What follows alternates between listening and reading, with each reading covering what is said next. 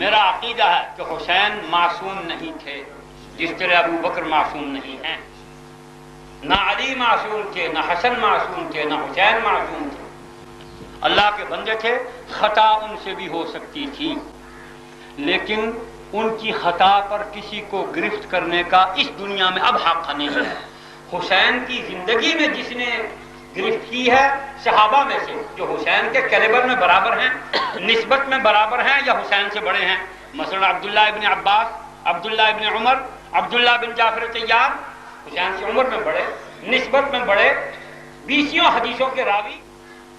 قرآن کی تفسیری آیات، نبی کریم کی تفسیر کے راوی سیدنا حسین رضی اللہ تبارک و تعالیٰ عنہ کو انہوں نے گرفت کی ہے، انہوں نے ڈانٹا ہے، ان کا حق ہے۔ اس کے بعد غیر صحابی کو، اب توجہ فرمائیے، کسی غیر صحابی کو صحابی پر گرفت کا حق نہیں ہے، اس لیے کہ ہر صحابی مجتہد ہے۔ توجہ فرمائیے، ہر صحابی مجتہد ہے، چاہے وہ صحابی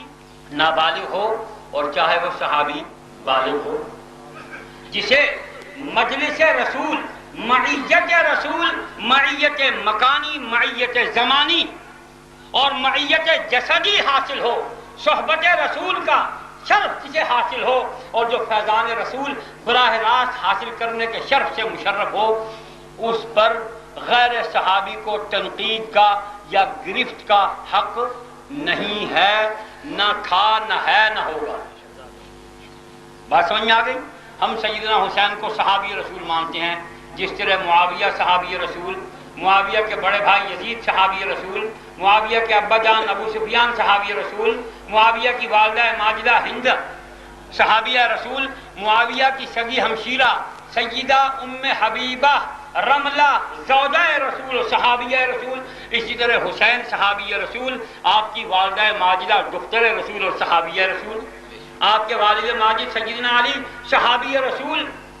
پروردہ رسول، داماد رسول۔ نعرہ